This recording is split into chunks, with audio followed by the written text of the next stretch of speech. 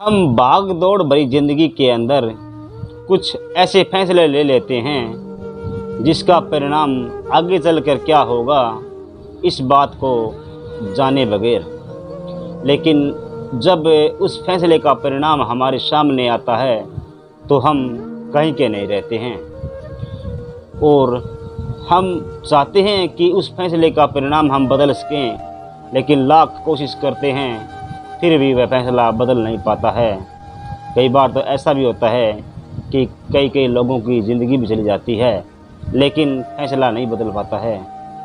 एक ऐसा ही फैसला एक व्यक्ति के द्वारा ले लिया गया और उस फैसले में वह इतना बह गया कि उसे जब उस फैसले का परिणाम सामने आया तो वह अब दुनिया से अपनी ज़िंदगी की गुहार लगा रहा है और कह रहा है मेरी ज़िंदगी बचा लीजिए, मुझे यहाँ पर बंधक बना दिया गया है, मुझे यहाँ पर मारा जा रहा है, मुझे यहाँ पर पीटा जा रहा है, मुझसे पैसे मांगे जा रहे हैं। तो ये जो कहानी आज की सच्ची कहानी है, इस कहानी को पूरा जानने के लिए वीडियो को पूरा देखें और लास्ट तक देखें जिससे आपको कहानी की पूरी जानकारी मिल पाए। पाकिस्तान से भारत अपने प्रेमी से मिलने आई सीमा हैदर की चर्चा इस देश में खूब हो रही है। इसके ही जैसी एक कहानी सुनने में सोशल मीडिया के थ्रू प्रेम होता है।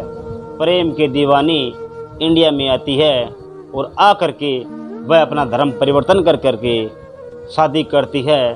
शादी करने के बाद कुछ दिन यहाँ पर रहती है और फिर जब जाती है तो अपनी प्रेमी के साथ ले जाती है और वहाँ ले जाकर उस प्रेमी के साथ में जो घिनौने अपराध हो रहे हैं उसको सुन करके आप के रोंगटे खड़े हो जाएंगे, आप सोचने पे मजबूर हो जाएंगे।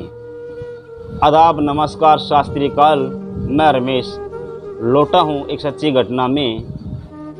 आप सभी का स्वागतम करता हूँ और आशा करता हूँ कि आप अपने अपने घरों में खुश होंगे, स्वस्थ होंगे और मस्त होंगे, होने भी चाहिए। मालिक से यही दुआ करते हैं कि आप आगे भी सदा हंसते रहें, खुश रहें और मस्त रहें। तो दोस्तों, ये जो सच्ची घटना है आज की, ये सच्ची घटना है मुरादाबाद के सिविल लाइन गौतम नगर का एक गांव होता है, नया गांव। उस नए गांव के अंदर एक अजय सैनी नाम का लड़का जो कि टेम्पू ड्राइवर होता है, जो कि टेम्पू चलाता है यानी थ्री व्हीलर चलाता है। थ्री व्हीलर चलाने के साथ साथ उसको सोशल मीडिया यानी फेसबुक पे बहुत ज़्यादा एक्टिव रहने की आदत थी। इसलिए उसने फेसबुक पर अपनी आईडी चौधरी अजय के नाम से बनाई हुई थी, जो कि एक फेक आईडी थी जिसका नाम अजय सैनी था। उसने अपनी एक आईडी चौधरी अजय के नाम पे बनाई हुई थी। सोशल मीडिया के पन्ने पलटते पलटते उसे एक दिन एक लड़की से मुलाकात हो जाती है और उस लड़की को फ़ोटो पे वह कुछ कमेंट या लाइक्स कर देता है। उसके बाद उधर से भी उसकी लाइक्स और कमेंट के जवाब दे दिए जाते हैं। ऐसे ऐसे कर कर धीरे धीरे उनकी बातें होती रही। आगे से भी पता चलता है कि आगे जो एक जूली नाम की आईडी बनाई हुई थी वह भी एक फेक आईडी थी, क्योंकि उस जूली का नाम जूली अख्तर था, जो कि बांग्लादेश के गाजियाबाद इलाके की रहने वाली थी। उन दोनों के बीच बातें होती हैं। अब पहले तो कमेंट होते थे, लाइक से होते थे, अब मैसेंजर के द्वारा अपनी बातें दुनिया से अलग, जिसको कोई देख न पाए, ऐसे अलग बातें करने लग जाते हैं। अब अजय का ध्यान अपने टेम्पो में कम और उस सोशल मीडिया के फेसबुक पे उस जूली नाम की लड़की के ऊपर ज़्यादा होता था। वह उस टेम्पो को छोड़कर अब फेसबुक पे एक्टिव बहुत ज़्यादा रहता था और उस जूली नाम की लड़की के साथ हर दिन, हर घंटे, हर टाइम जूली नाम की लड़की से चैटिंग करता हुआ मिलता था। अब मैसेज से बात होती है, होती उन दोनों के बीच में नंबर भी एक्सचेंज कर लिए जाते हैं और व्हाट्सएप पे अब वो फेसबुक को छोड़ करके व्हाट्सएप पे आ जाते हैं। व्हाट्सएप पे वीडियो कॉल करने लग जाते हैं, व्हाट्सएप पे चैटिंग करने लग जाते हैं। ऐसे करते करते दिन गुजरते जाते हैं और अब अजय सैनी का ध्यान अपने टेम्पो पे कम और वो जूली पे ज़्यादा होता था। जूली को बड़े बड़े दिलासा देता था कि मेरे घर मेरे खुद का घर है, मेरे पास है वो है, मेरे पास वो है, हम 2 भाई और 2 बहनें हैं और एक मामी और एक पापा, यानी 6 सदस्य घर के अंदर हैं। जूली भी बताती है कि मेरा पति है जो मर चुका है और मेरा बेटा भी मर चुका है। मेरे पास एक 11 साल की लड़की है, उसका नाम हलीमा है, जो कि गाजियाबाद इलाका बांग्लादेश की रहने वाली है। उनकी बातें करते करते अब कुछ वक्त बीतता है और उसी बीच में जो अजय होता है उसके पिता की मृत्यु हो जाती है और मृत्यु होने के बाद वह जो जूली नाम की लड़की होती है वह ढांढस बजाने या उसका दुख बंटाने के लिए अपने बांग्लादेश से सीधी इंडिया आ जाती है। इंडिया के अंदर मुरादाबाद जो सिविल लाइन के पास जो उनका घर होता है नया गांव के अंदर, वो वहाँ पे आ जाती है बिना बताए और उसके बाद वो आकर कहती है कि मैं तुम्हारे ढांढस बजाने या फिर तुम्हारे दुख मिटाने के लिए आ गई, क्योंकि तुम्हारा पिता चला था। जब तुम्हारे पिता की बात मेरे को पता चली तो मुझे पीछे की बात याद आ जाती है जो जिस दिन मेरे पति चले थे, इसलिए मुझे बहुत ज़्यादा दुख हो जाता है और दुख बटाने के लिए मैं तुम्हारे यहाँ आ चुकी हूँ। अब जूली और उसकी बेटी हलीमा और अजय के घर पे यानी मुरादाबाद में ही रहने लगते हैं और कुछ दिन बीतने के बाद में अजय अपनी मम्मी से कहता है कि मम्मी अगर तुम्हें एतराज़ ना हो तो हम दोनों शादी कर लेते हैं। तो उसकी मम्मी कहती है कि बेटा अगर तुम्हें तुम्हारी ज़िंदगी जीनी है, अगर तुम्हें भी अगर अच्छा लगता है तो मुझे क्यों एतराज़ होगा, तुम शादी कर सकती हो। इसमें अजय कहता है कि जो जूली है वह अपना धर्म परिवर्तन कर कर एक हिंदू धर्म के आना चाहती है और मुझसे शादी करना चाहती है। उसके बाद वह एक मंदिर में जाते हैं और दोनों शादी कर लेते हैं। शादी के 10 या 5 दिन बीतने के बाद में वो जूली कहती है कि मेरी वीज़े की जो डेट थी वो अब पूरी होने वाली है और मुझे अब बांग्लादेश जाना पड़ेगा। तो यह बात कहकर वो चली जाती है। आगे अब कुछ करवा चौथ के व्रत आने वाला था, उस टाइम जूली फिर आ जाती है और फिर उनके साथ रहती है, वहाँ पे घूमती है फिरती है और थोड़े दिन रहकर 15-20 दिन या महीना रहकर फिर चली जाती है। उसके बाद अब सोशल मीडिया के थ्रू, पहले सोशल मीडिया के थ्रू होती थी, अब व्हाट्सएप पे सीधी बात होने लग जाती है। दोनों बातें करते हैं और अजय जूली से कहता है कि तुम्हारे बगैर मेरा मन नहीं लगता है और जूली भी कहती है कि मेरा भी तुम्हारे बगैर दिल नहीं लगता है। तो अजय कहता है कि तुम जितना जल्दी हो सके तुम मेरे पास आ जाओ, तुम्हारे बगैर दिन नहीं कटते हैं। ऐसे बातें होती जाती है और दिन कटते जाते हैं। एक दिन फिर जूली कुछ लंबे वक्त के लिए यानी 2 या 3 महीने के लिए वीज़ा लेकर आ जाती है और इंडिया के अंदर उनके पास रहने लग जाती है। अब सास ससुर और उनके 2 भाई और 2 बहनें थी, वो उनकी शादी हो चुकी थी और घर में कमाने वाला सिर्फ अजय ही था, क्यों छोटा भाई था वो कुछ पढ़ रहा था और जिसे छोटा भाई था वो और ज़्यादा छोटा था। अब जूली के 2 या 4 महीने का वो जो वीज़ा होता है उसकी भी तारीख पूरी होने लग जाती है।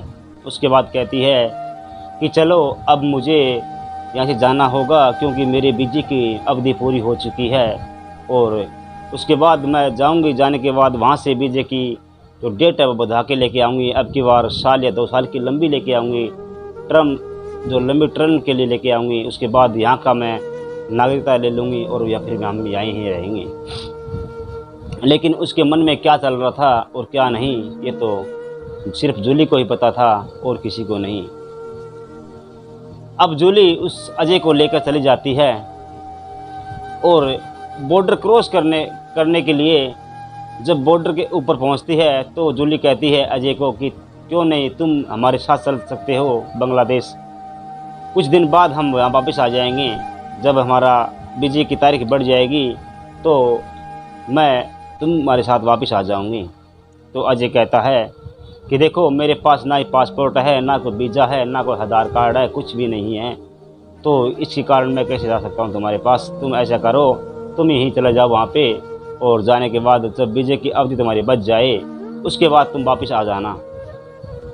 लेकिन जूली की भी कहाँ मानने वाली थी, उसने भी हट पकड़ लेती है और कहती है कि नहीं, तुम्हें भी हमारे साथ चलना होगा, और साथ चलने के बाद मैं वहाँ जल्दी ही अपनी वीज़े की अवधि पूरी कर लूँगी, और करने के बाद तुम्हारे साथ वापस आ जाऊँगी, क्योंकि तुम्हारे बगैर मेरा वहाँ पे जी नहीं लगता है, मन नहीं लगता है। तुम्हारी याद मुझे हर वक्त सताती रहती है, और तुम्हें भी मेरी याद हर वक्त सताती रहती है। क्यों न हो कि हम 10 या 15 दिन वहाँ पे रहें, उसके बाद हम वापस अपने इंडिया के अंदर आ जाएं, और वापस अपने घर पे आ जाएं, मम्मी के पास आ जाएं, भाई के पास आ जाएं, आकर के उनकी सेवा करें। मैं मम्मी की सेवा करूं और तुम काम करो।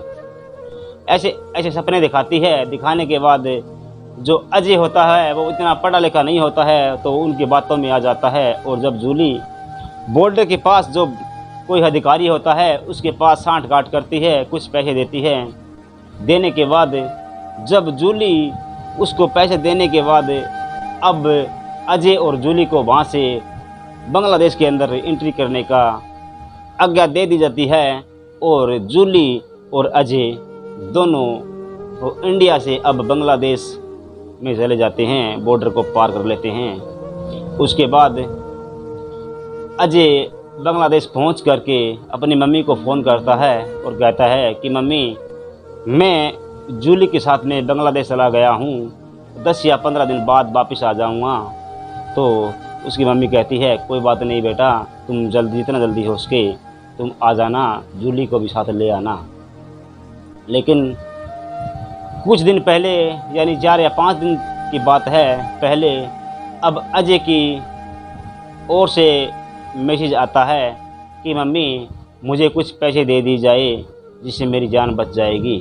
क्योंकि इतनी बात वो फ़ोन कर नहीं पाता है, सिर्फ मैसेज से, SMS से ही बात करता है, और SMS से अपनी फ़ोटो भेजता है, और जिससे फ़ोटो भेज जाती है तो अजय की फ़ोटो के अंदर खून से लथपथ अजय वहाँ पे रोता हुआ, गड़गड़ाता हुआ कहता है कि मुझे कुछ पैसे भेज दीजिए जिसकी मेरी ज़िंदगी बच पाए।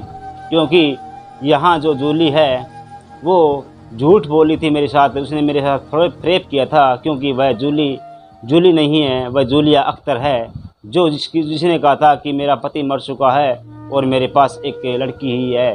अब उसके पास यहाँ पर एक लड़की और एक लड़का भी है, और वह मुझे यहाँ पर सुबह शाम दोपहर पीटते हैं, मारते हैं, और कहते हैं कि तुम्हारे वहाँ से पैसे मंगाओ वरना तुम्हें मार दिया जाएगा, या फिर तुम धर्म परिवर्तन कर यहीं पर रहो, यहाँ पे काम करो और यहाँ पर रहो, और इन बच्चों के और हमारा जो लालन पोषण पालन करना है वो तुम यहीं करो।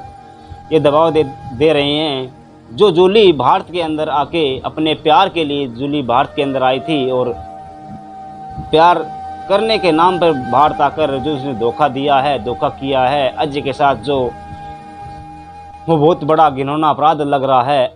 उसके बाद उसकी मम्मी उसकी फ़ोटो लेकर के SP और पुलिस स्टेशन में घूम रही है, और मोदी से तक बात करने की कह रही है कि मुझे मेरा बेटा वापस ला दीजिए, वहाँ पे उसकी जान को खतरा है। वो कह रहा है कि मुझे यहाँ पे जान का खतरा है, मुझे यहाँ पे मार दिया जाएगा, यहाँ से मुझे पीट रहे हैं, सुबह शाम पीट रहे हैं, मुझे खाने की तक भी नहीं दे रहे हैं। तो अब अजय की हालत वहाँ पे बहुत ज़्यादा नाजुक हो चुकी है, और खून से लथपथ वह अपनी तस्वीर भेज रहा है। और जो जूली है वह सिर्फ अपने फ़ोन से उस व्हाट्सएप पे जो कि इंडिया के अंदर जो अजय की मम्मी के पास है, उस पे वह उसकी खून से लथपथ फ़ोटो जो तस्वीर है उसको वो शेयर कर रही है और पैसे की डिमांड कर रही है। तो ये थी वीडियो। अगर आपको पसंद आई है तो लाइक करें, शेयर करें, सब्सक्राइब करें। और जो आज की जो सच्ची घटना थी इसको सुनाने का उद्देश्य मेरा किसी का दिल दुखाना या किसी को ठेस पहुँचाना नहीं था। मेरा उद्देश्य सिर्फ आपको जागरूक करना था कि जल्दबाजी के अंदर आकर कोई फैसला ना ले, उसको तय तक जाने के बाद में उस फैसले का आगे आने वाले टाइम में क्या परिणाम हो सकता है उसको जाने बगैर फैसले की कोई भी हाँ ना करें, क्योंकि जो फैसला अजी ने किया है ऐसा फैसला करना किसी के लिए गुनाह हो सकता है, क्योंकि आने वाले टाइम में उसके लिए दुखदायी हो सकता है। तो जय हिंद, जय भारत। मिलते हैं कल एक नई वीडियो में, तब तक के लिए धन्यवाद।